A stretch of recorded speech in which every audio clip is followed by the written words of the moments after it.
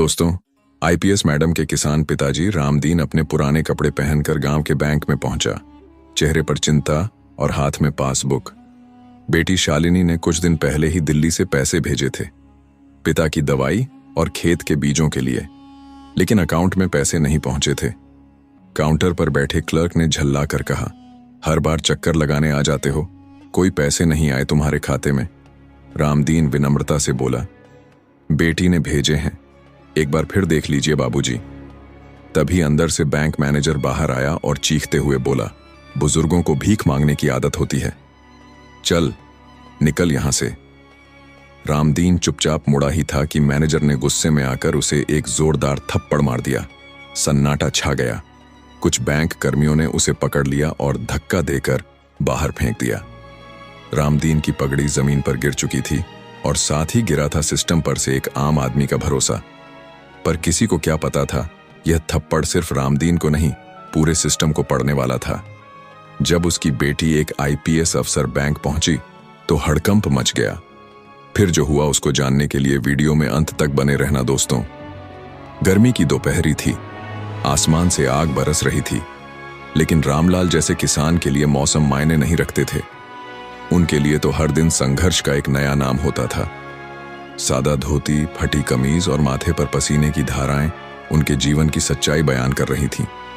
आज वे शहर के मुख्य बैंक में जा रहे थे।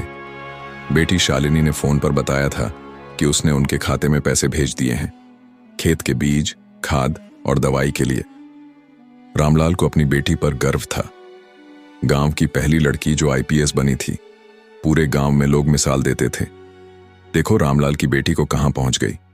लेकिन रामलाल हमेशा यही कहते, हम तो बस मेहनत कर पाए, उड़ान तो उसने खुद भरी। बैंक के गेट पर खड़ा चौकीदार उन्हें ऊपर से नीचे तक देखकर बोला, क्यों आया बुजुर्ग, चल हट, लाइन में लग। रामलाल मुस्कुराते हुए बोले, बेटा बस खाता नंबर देखना है। मेरी बेटी ने कुछ पैसे भेजे थे। चौकीदार ने नाक सिकोड़ी, बेटी ने भेजे हैं या सपना देखा है, चल लाइन में लग, यहां कोई तेरा रिश्तेदार नहीं बैठा। बुजुर्ग किसान चुपचाप लाइन में खड़ा हो गया। 2 घंटे बाद जब उनका नंबर आया, वह काउंटर नंबर 3 पर पहुंचे। अंदर बैठा क्लर्क कान में ईयरफोन लगाकर मोबाइल पर वीडियो देख रहा था। बाबूजी, मेरी बेटी ने पैसे डाले थे, खाते में नहीं आए हैं क्या? क्लर्क ने बिना देखे जवाब दिया। नाम क्या है? अकाउंट नंबर पासबुक है। पासबुक तो घर पर है। नाम रामलाल है, गांव अमरपुर, खाता इसी ब्रांच में है। क्लर्क चिढ़ गया, पासबुक लाओ फिर बात करेंगे, खाली हाथ आए हो। बाहर से जितने भी आते हैं सब यही नाटक करते हैं। रामलाल विनती करने लगे, बाबूजी सिर्फ देख लीजिए कि पैसे आए हैं कि नहीं, मेरी बेटी ने कहा था। तभी बैंक मैनेजर का दरवाजा खुला और वह बाहर निकला। क्या हो रहा है यहां? क्लर्क ने इशारा किया। ये बुजुर्ग बिना पासबुक के पैसे पूछ रहे हैं, हंगामा कर रहे हैं। बैंक मैनेजर गुस्से में आया। रामलाल को कंधे से पकड़कर बाहर की ओर खींचते हुए बोला, चल निकल यहां से। सब झूठ बोलते हैं कि बेटी ने पैसे भेजे। तुझ जैसे लोगों की वजह से बैंक की हालत खराब होती है।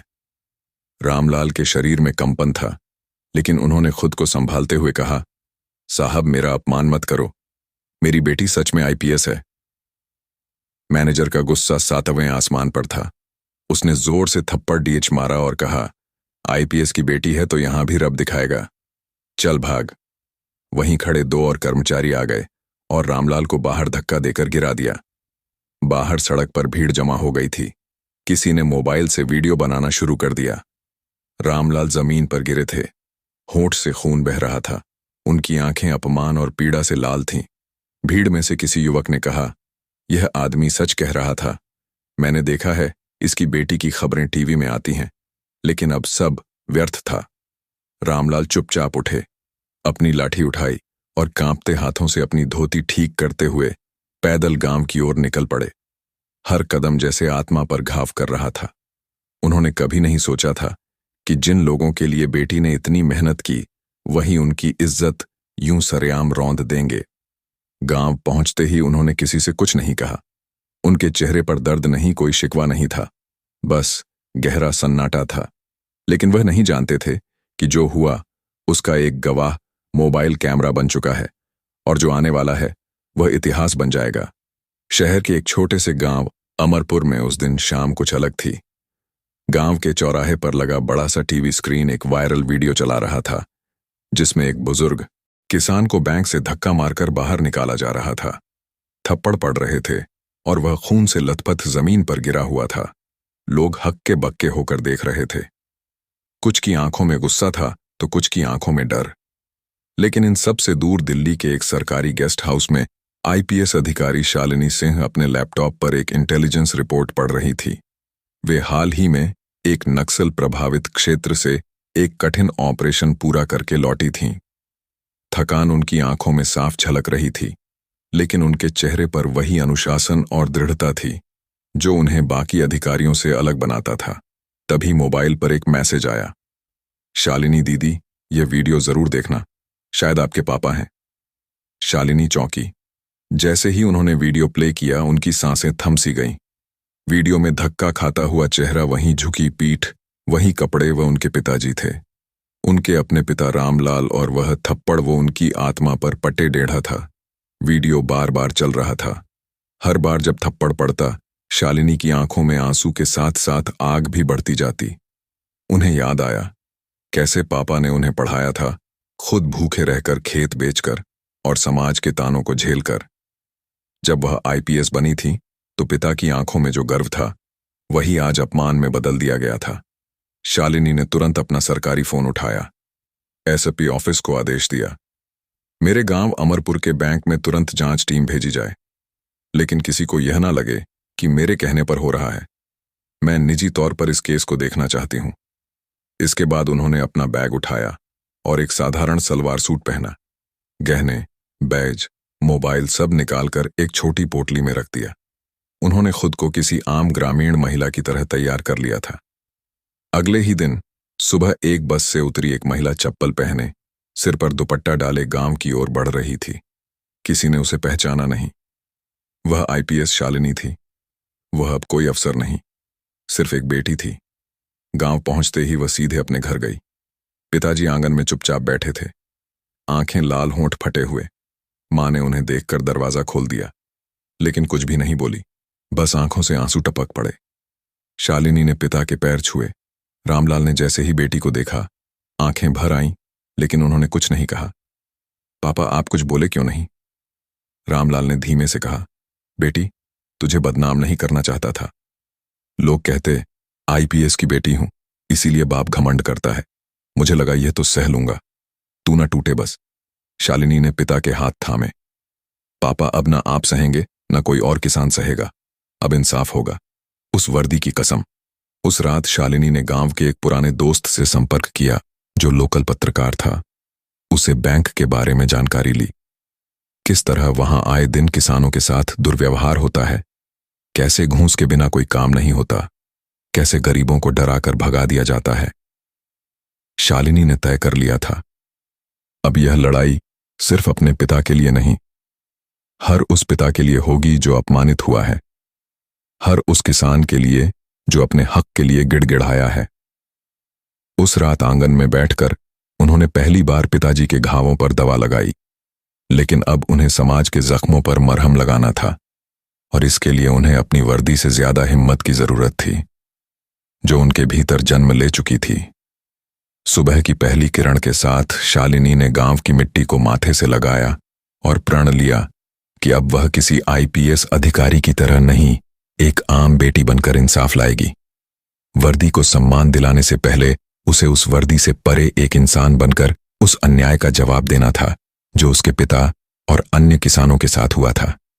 शालिनी ने गांव की साड़ी पहनी, पांव में टूटी चप्पलें, हाथ में एक पोटली, और चेहरे पर वह थकान जो पूरे देश के किसानों की थी। वह सीधे बैंक की ओर निकल पड़ी, जहां अपमान की शुरुआत हुई थी।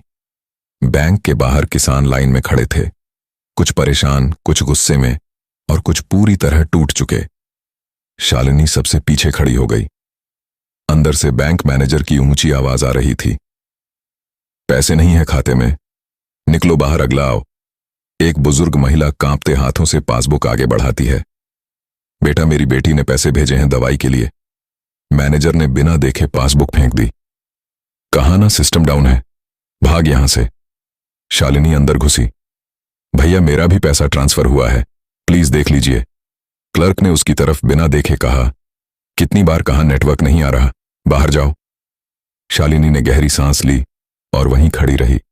मैनेजर गुस्से में उठकर आया। तू भी उन औरतों में से है जो मुफ्त का पैसा लेकर नाटक करती हैं। बाहर निकल, वरना पुलिस बुला लूंगा। उसने शालिनी का दुपट्टा खींचते हुए धक्का देने की कोशिश की और तभी शालिनी की आंखों में आग भड़क उठी।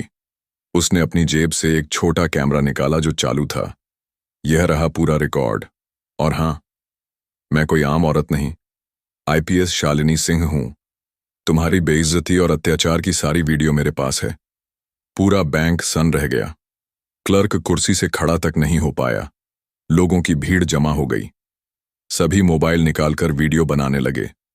शालिनी ने जनता से कहा, आप सब डरते क्यों हैं? यह बैंक आपका है। आप मेहनत से पैसा कमाते हैं और यह लोग आपको भीख मांगने पर मजबूर करते हैं। अब चुप मत रहिए। एक बूढ़ा किसान बोला, बेटी, हमारे पास न वर्दी है न ताकत, बस डर है। शालिनी ने जवाब दिया, आज से डर नहीं, हकत चलेगा। शालिनी ने तत्काल स्थानीय पुलिस को फोन कर बुलाया। एसआईओ खुद घबरा गया। जब शालिनी ने उसे आदेश दिया, मैनेजर, क्लर्क और 2 अन्य कर्मचारियों को तुरंत हिरासत में लिया जाए और इस पूरे बैंक की कार्यप्रणाली की जांच की जाए।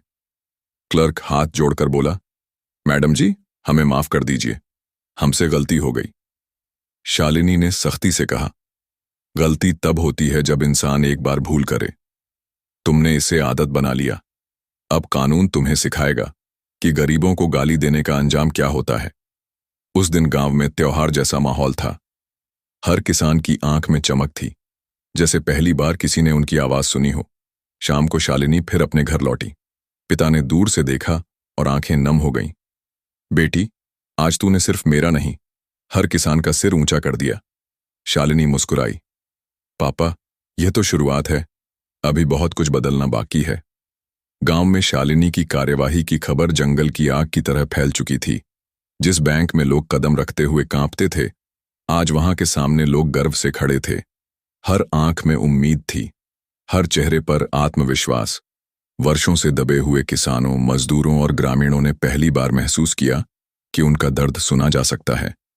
अगले ही दिन गांव के पंचायत भवन में शालिनी ने एक खुली बैठक का आयोजन किया। आज हम सब मिलकर फैसला करेंगे कि हमारे गांव का भविष्य कैसा हो, शालिनी ने मंच से कहा। पंचायत भवन खचाखच भरा था। बूढ़े बुजुर्ग, नौजवान, महिलाएं सब अपनी समस्याएं लेकर आए थे।